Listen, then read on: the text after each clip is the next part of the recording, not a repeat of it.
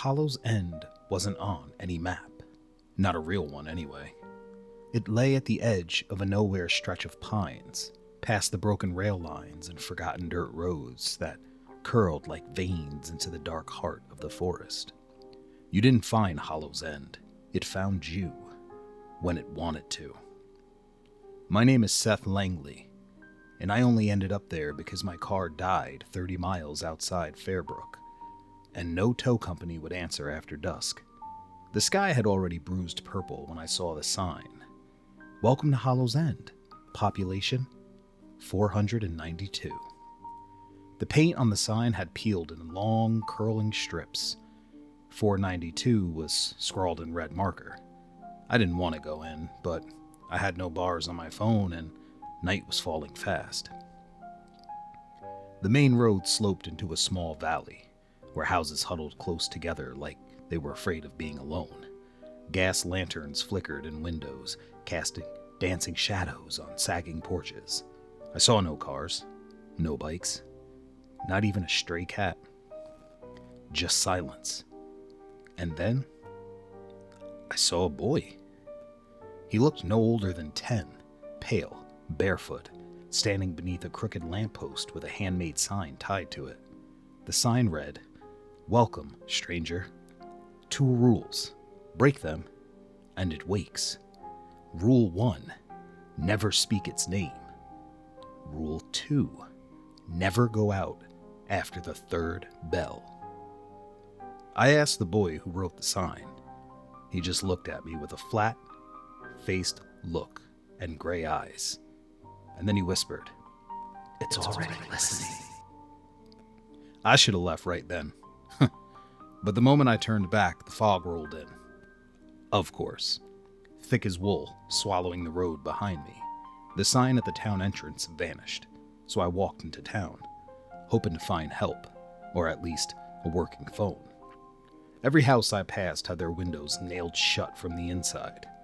On some doors, red sigils were painted in strange spidery script that pulsed when I got too close. One house had a dead crow nailed upside down above the door. What the hell? I found the inn, if you can call it that, on the corner of Hollow and Weeping Street. It was a crooked 3-story building with faded red curtains and a porch that leaned like it was exhausted. The sign above the door simply read, "Rest, but remember." Inside, the air smelled of mildew, wood, and rot. A woman stood behind the counter, her face lined like weathered paper. "You'll want room 3, she said before I spoke. "You look like a room 3 kind of guy." I tried to explain about the car, about needing to call for help, but she just shook her head. "Sweetie, there's no calling out. Not from here. It hears phones, radios too. You'll have to wait until morning." I paused. "Look, what is this place?" Her eyes darted to the floor. "You read the sign, didn't you?" I nodded. "Then you know the rules." The bells rang at 9, a deep iron sound that echoed through the streets like it came from the earth itself. Not from a church, not from a tower, but just beneath. That was the first bell. I didn't sleep well. The mattress felt like hay, and the air inside room 3 was too still. But it wasn't just that. It was the breathing. Low. Wet. From the walls. I held my breath and listened.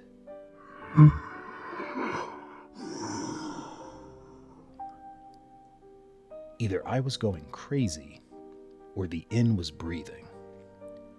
I stayed still until morning. Somehow, I made it through.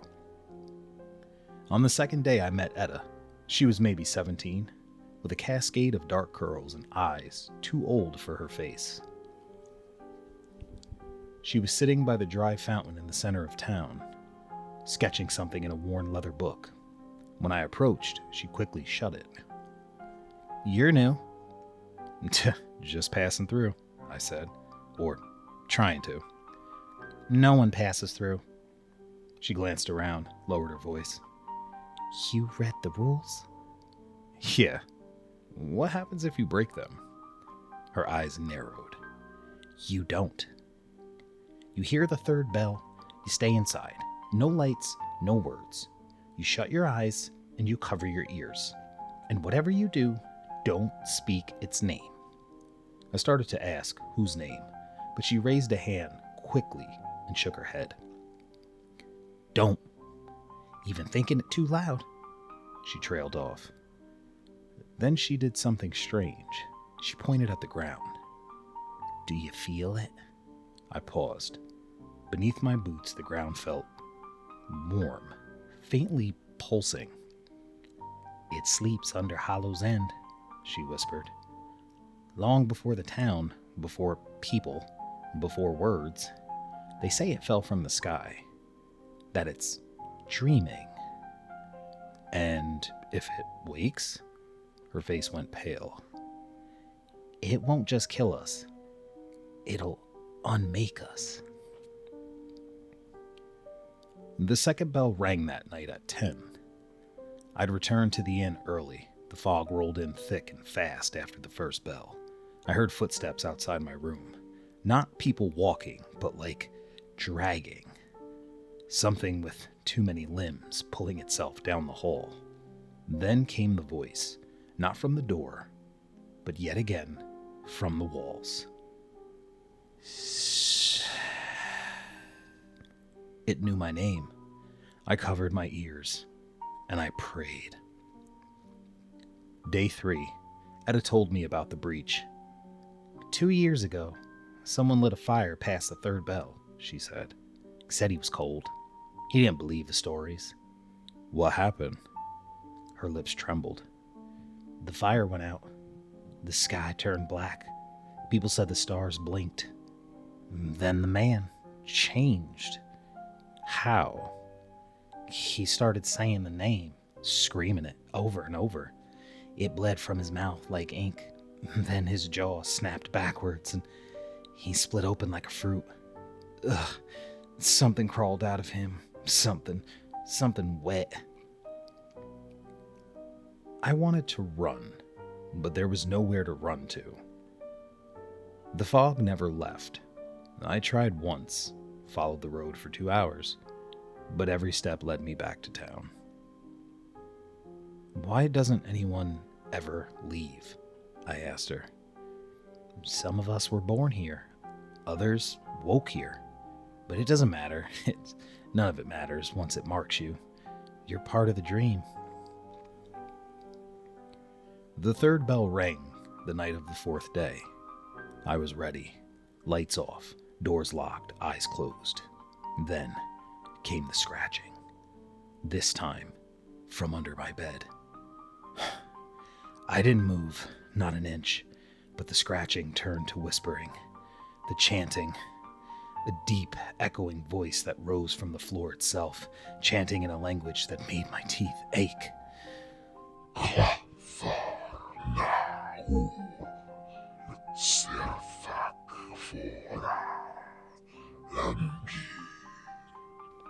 I bit my tongue.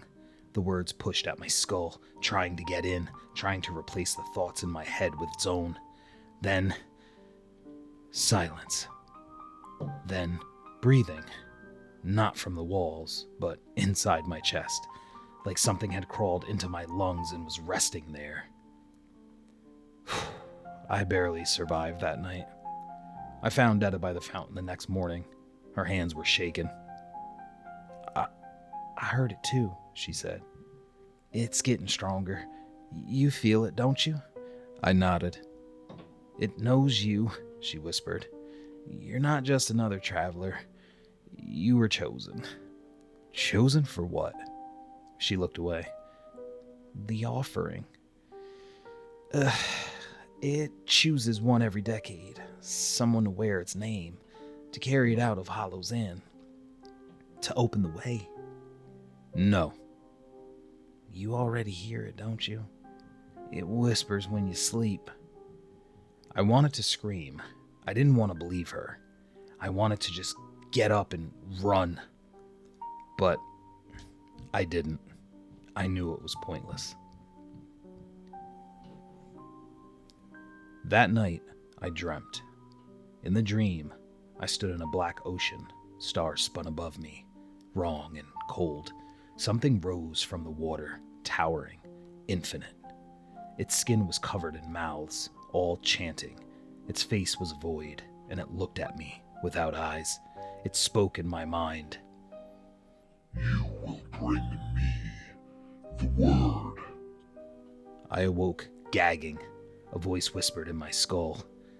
Say my name. I found Etta the next day. I told her everything. We can stop it, I said. If we destroy the town, collapse the tunnels under it, and trap it forever. She stared at me, cutting me off. No one ever leaves, Seth. The fog, it's not weather. It's its breath. You've been breathing it since you got here. What if I say its name? I asked, trembling. End it now. She slapped me hard. It wants you. That's how it gets out. That's how it wakes. You say the name and it walks again. She stood up abruptly and stormed off. I made a choice that night, and on the 7th night, I left the inn before the 3rd bell. As I left, I saw Etta, and she begged me not to go. You'll die, she sobbed. Then it dies with me, I said back to her, and I stormed away. Walking into the woods behind Hollow's End, I followed the pulse in the ground. Down the old mining path, past the twisted trees, I found the stone door buried in the hill. A seal carved in that spidery script, bleeding faint red light. The source, the mouth of God. I placed my hand on the door and whispered, I know your name. A silence deeper than death filled the air. Then, a laugh. Inside my skull, 1,000 voices, mocking, hungry. Shh. The 3rd bell rang, and the door began to open. The rest I remember, only in fragments. The light inside was alive, screaming shapes, my skin peeling in the wind of its breath, a voice asking, begging. Wear me. I saw the stars go out, one by one. I saw Etta, mouth open in a scream that never made sound. I saw the world crack, and then, nothing. I woke in the woods, morning light. Fog gone, the town vanished. Only a scorched ring where Hollow's End had been. My phone buzzed. New signal. 4 bars. I stumbled down the hill. A highway, cars, life. Gods, it had been so long. I should have been safe. But that night, as I tried to sleep, I heard it again. Breathing. Inside me. I walk now. Town to town. Whispers follow me. People vanish. Fog rolls in. I try not to say it. I try not to remember the shape of its name.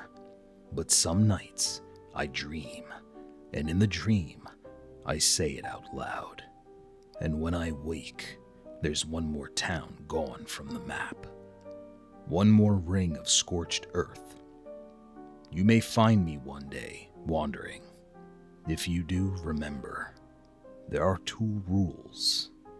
Never speak its name. Never go out after the 3rd bell. And above all, don't follow me. It's listening.